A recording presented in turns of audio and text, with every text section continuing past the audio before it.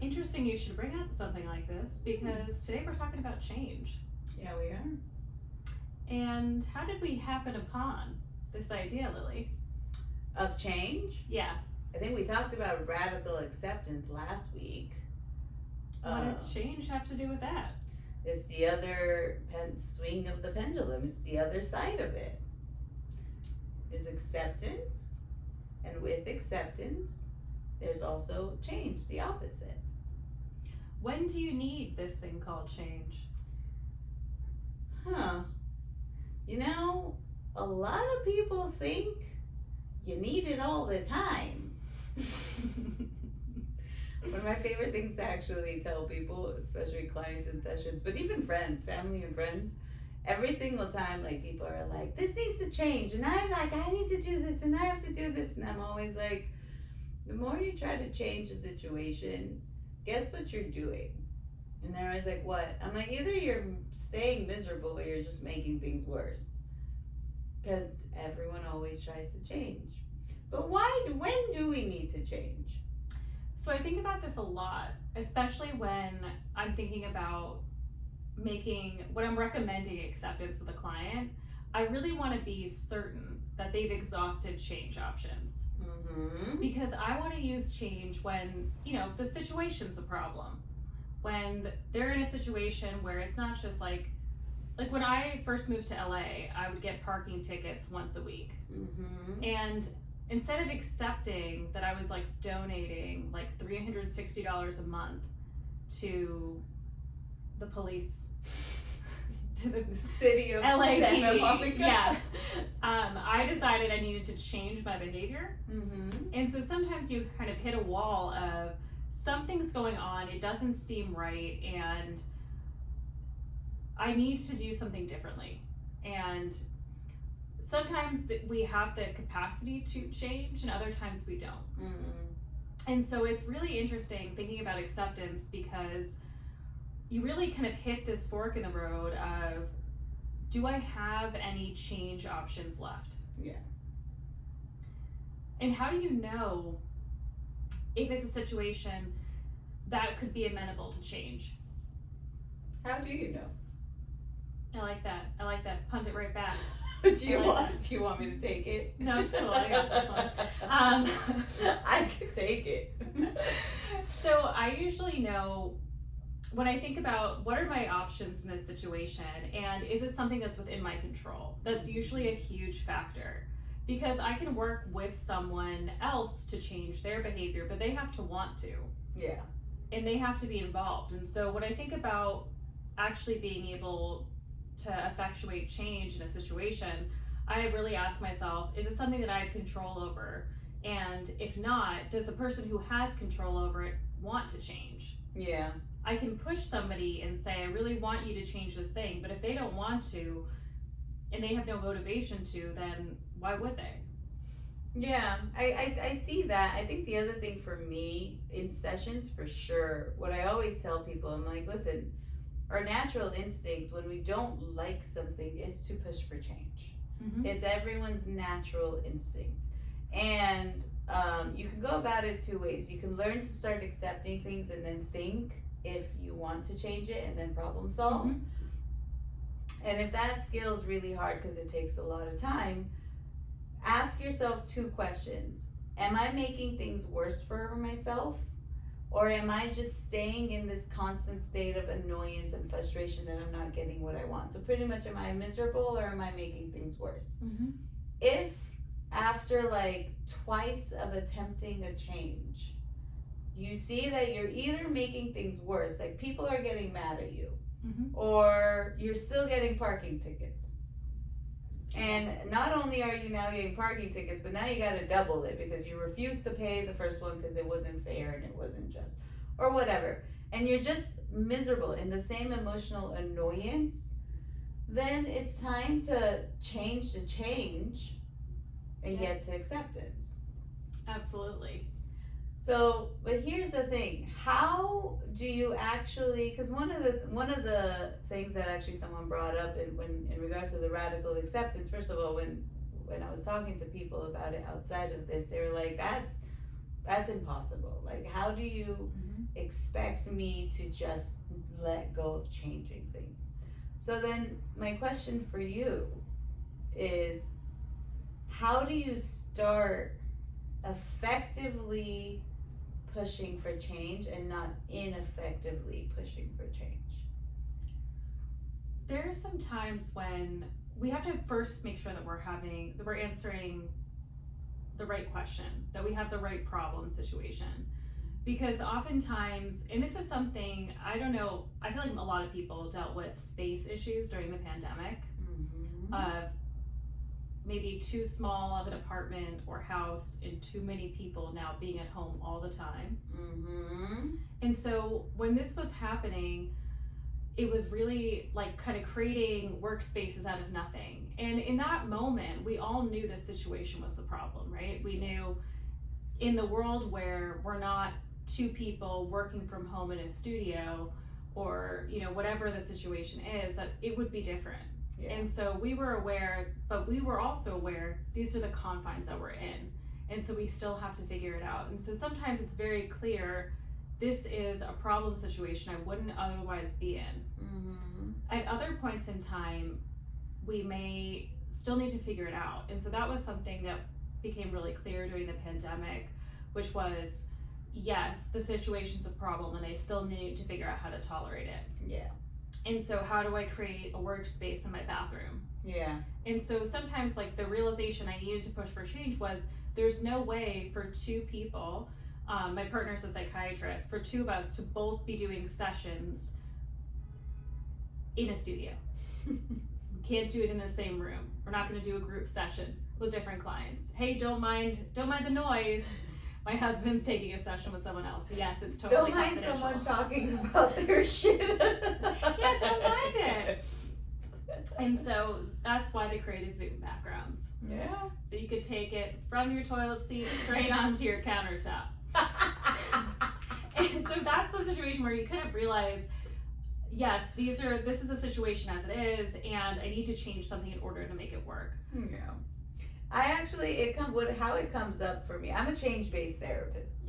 That's one of the things, like back in my training, I remember Alina, and a lot of conversations in treatment team were redirecting me to acceptance, interesting enough. But I'm a change-based therapist. I'm kind of like, if you came into my office and you're looking to do things differently, like I will teach you how to accept your emotions, because you cannot change necessarily your emotional reactivity. And you're gonna have to change the way you respond to your internal stimuli, to your emotions, to your thoughts. So it's like more so change-based stuff. And in a lot of sessions, what I always tell my clients, especially when it comes to like interpersonal skills and family dynamics, they're always like, well, something has to change. And for me, I'm like, okay, and like if you're looking at this is the problem. The problem is the way we communicate in this family system. So a lot of times, especially with adolescents and parents, like it's like the cursing. Yes. Like how adolescents speak to their parents and how disrespectful it is. Yes. Right? And I'm like, okay, so the conversation and how they're speaking to you has to change, but you're telling me that the person has to do the changing. Versus if you want the problem of the language to change, both parties have to change. Yes. So what the parent is doing, how the parent is either navigating that conversation, not in a sense, and a lot of times they're like, well, I don't know how to stop triggering them. It's like, okay, it's not about triggering them. It's about when like one of my conversations actually this morning was, when the disrespectful conversation is actually starting, at that point, instead of standing there saying, you're not allowed to speak to me this way, I can't believe you're doing this, what the fuck, and all of these other things, it's stopping yourself and changing your pattern without expecting the other person to change. So it's stopping in that moment and saying, I'm done with this conversation. I'm gonna walk away. Whenever you feel like you can have a conversation with me without going into that kind of language, come and get me. And literally walking away. And then while you're walking away, doing your own skills. So part of the change in my perception is finding the middle path of you and the problem, not just wanting the problem to go away. Yeah. And it's interesting because that person's behavior changing actually facilitates a different response. Yeah. They're no longer engaging in the conversation if cursing is happening. And I think that's such a powerful skill to teach someone. Yeah, I can't command someone to use different language, but I can be present or not present for them using it. Mm-hmm. And so I think that's such an important concept of just thinking about change, is that it's not always that the other person's magically going to change their language. It's that we're going to change the conditions, we'll change the environment, so the cursing can't happen anymore. Yeah. The other thing, actually, that's actually a really great point, and that's kind of how patterns and behaviors and relationships and just personally change. Mm-hmm. But here's my question. I say this to clients all the time, and there's a lot of confusion with this statement where I say change is the only constant that exists. Yeah. What are your thoughts on that? I think it's true. I mean, you can't step in the same river twice. Even if you're standing in the same place physically, different water's going to be running past you. And I always think about that when I'm thinking about my own behavior in the world. And sometimes it feels like you're in the same argument with someone. Mm-hmm. We've talked about this 100 times, but what's different? And what's different in this moment? And I think that's one of the powerful things to bear in mind, that we're not just static. Yeah. And I think thinking about relationships and conversations as dynamic helps us to get a little bit unstuck as well, because we're realizing that we're each participating. Maybe it's a similar dynamic or a similar type of conversation, but we have options for when we're participating in. Mm-hmm. And also, I think each time the conversation isn't the same. Mm-hmm. The language you're using isn't the Yep. same. The thoughts you're having isn't the same. One of the jokes that I always make is like, your outfit definitely is not the same outfit that Yeah. you had last time. You weren't standing in the same exact spot where the other person is standing. Like your mental space, your emotional Yeah. space, none of that is in the same exact spot as it was in the past, because nothing stays the same. Mm-hmm. So if you're standing there and you're like, here we go, it's the same conversation over again, you're just gonna keep reacting in the same exact way that you have been reacting this whole entire time. Which ironically, I always tell people, that's actually acceptance. Yeah. You're actually accepting it as it is. In your mind, you think you're trying to change it by trying to say these things that is going to motivate that person to see the problem. Mm-hmm. Which that's actually something I tell parents and family members all the time. Like, you kind of telling the other person, these are all the things that you're doing. Do you see if you don't stop doing this, like you need to go back to school, and you haven't been able to get a job, and like focusing on all the things that haven't happened. Mm-hmm. Yeah, that conversation, you're bringing up the same thing, pushing for change. But the reality is, what are you accepting in that moment? Mm-hmm. You've actually accepted that this is how you have to communicate. And I'm gonna keep doing the same thing over and over again, Mm-hmm. in different situations, in different scenarios, in different conversations, but they have the same kind of method of pushing for change, Mm-hmm. that it hasn't been working. And what would be a more effective route to push for change in that situation? When maybe a kid, who's over 18, who's still in the house and doesn't have a job, how would you push them to change? One of the things that I actually try to teach, one of the skills I try to teach family members and parents, especially for adult children that are struggling, non-judgmental stance. Mm-hmm. One of the changes is to learn not to judge and assume. And yeah, there might be truth to your assumptions.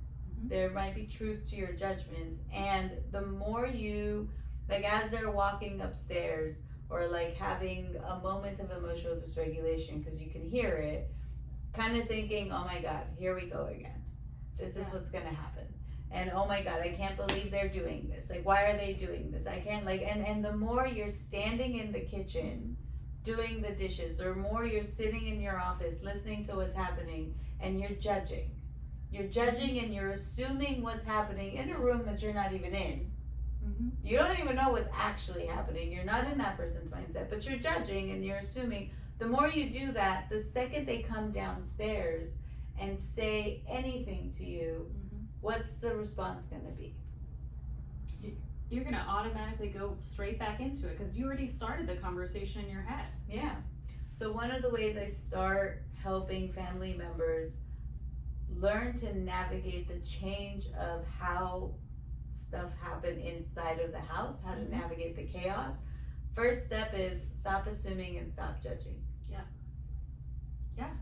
And I think that it's interesting because it's shifting our orientation towards the problem.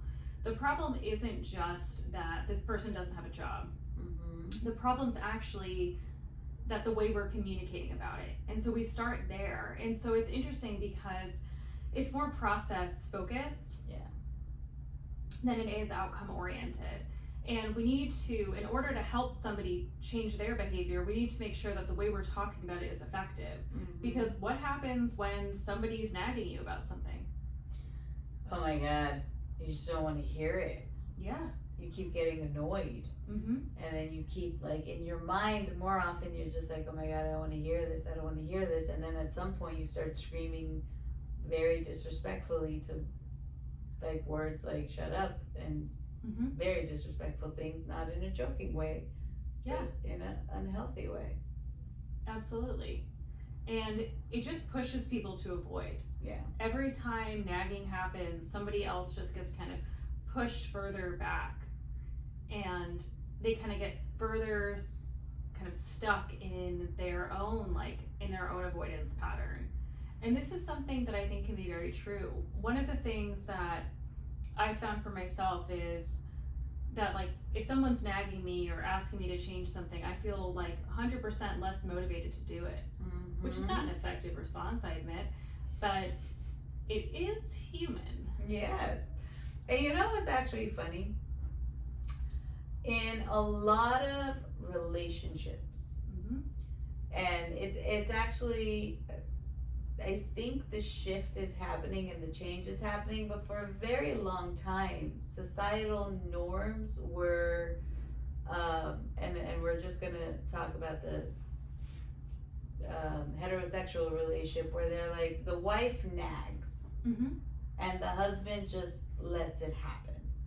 And it's like, okay, so the average human being's attempt to change is to express their complaint, right? Yes. It's to express that, like, I would like for you to help me with the dishes. Mm-hmm.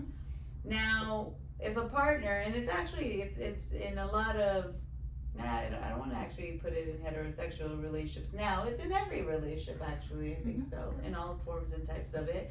The partner is kind of like, okay, like, I'll help you with the dishes with no intention of change. Yes. No intention of actually making that effort to change and help with the dishes. It's kind of like, all right, like, I'm going to tell you what you want to hear Mm-hmm. and not do it. So then what's the person's next attempt of pushing for change and asking for what they need? You said you were going to do the dishes. Mm-hmm. Stop nagging me.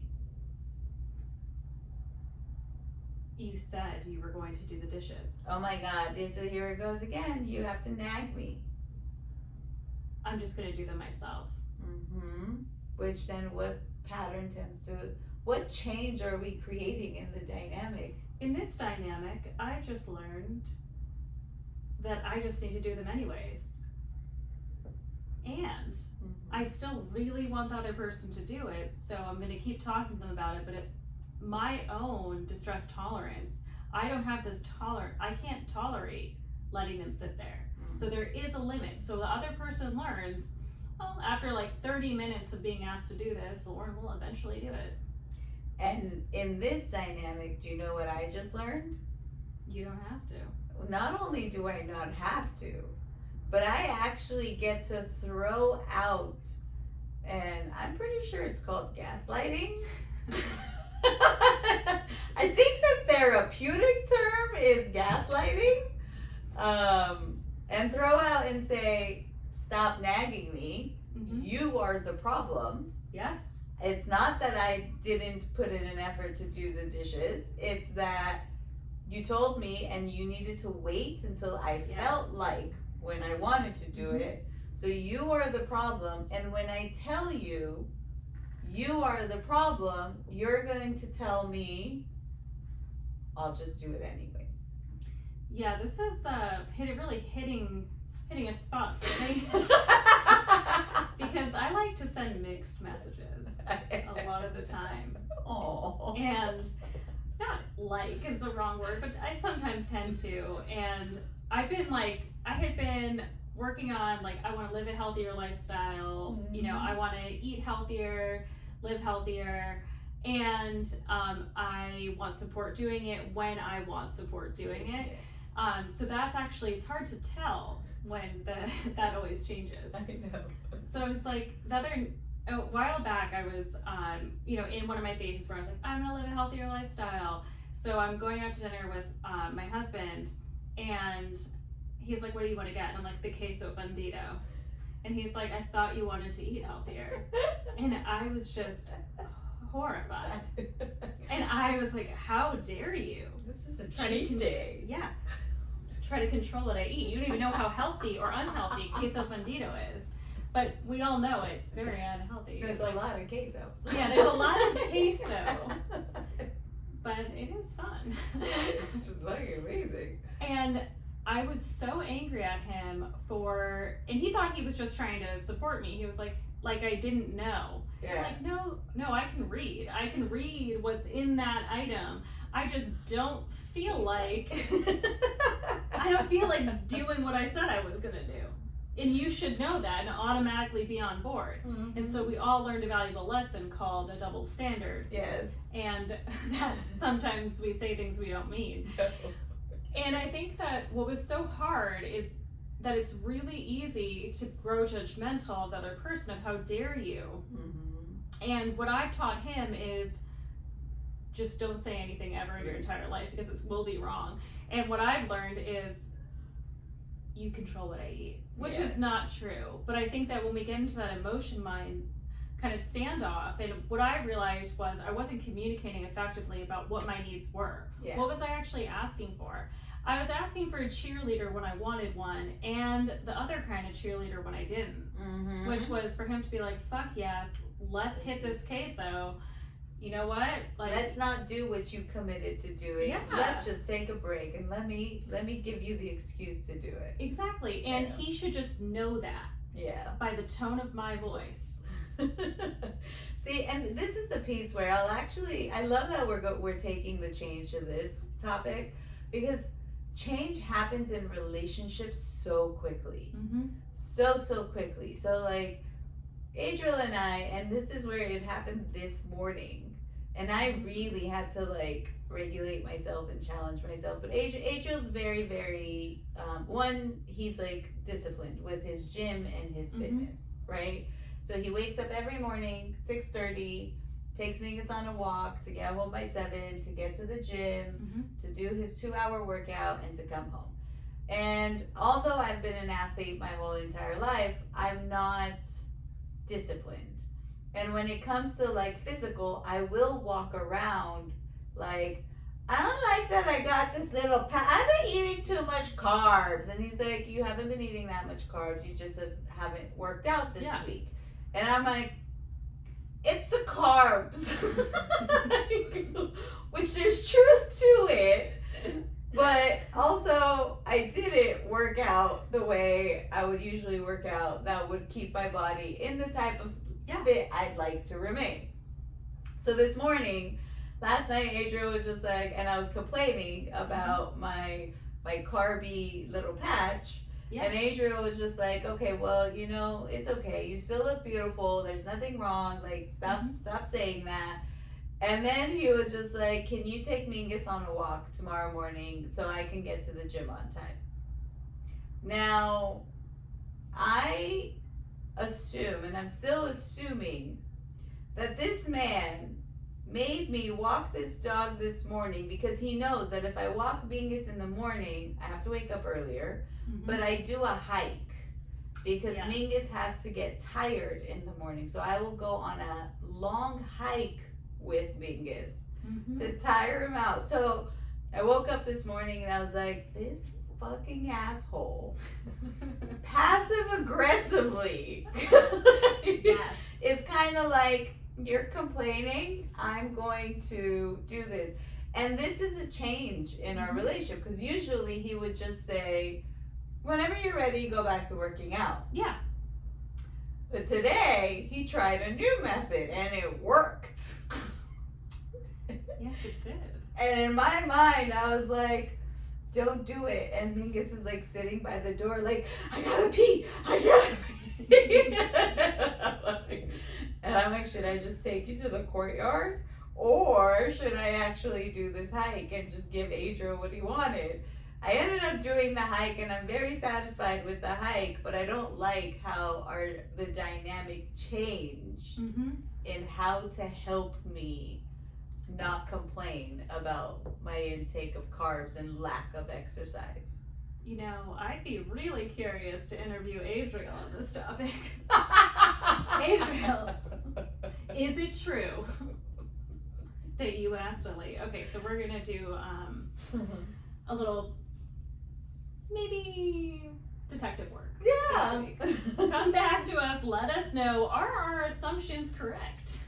Write in the comments, baby. Write in the comments. We need to know. Was this your goal? Yeah. And so this actually brings up a good point of thinking about interpersonal relationships and what really kind of the assumptions, what are we assuming in them? And I think we should talk about this when we meet next because I feel like this is something that comes up all the time and sometimes we're right. Yeah. And for every one time I'm right, there are about 100 times I'm not, but I'm going to use this one as evidence. And those assumptions actually become a part of the change in the dynamic that more often tend to be unhealthy changes. Yes. And so the one thing we definitely learned today, change is a constant. Yeah. Change is a constant in every aspect of life. So in reality, a lot of times you actually don't have to do anything to have change happen. Sometimes the change is not doing anything, actually. Yeah. And I think that we can't forget that change is always happening because otherwise we end up in this position that we're just, I think, staying miserable. I think to go back to where we started, really just staying miserable in that this is how things are when they don't have to be. Yeah.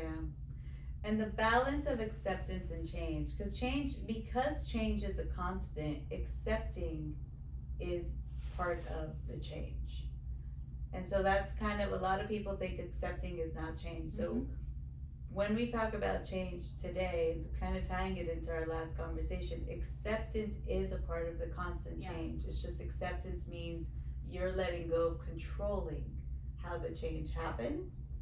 Yes. Change is something that's just unstoppable. It's constant. It's completely inevitable.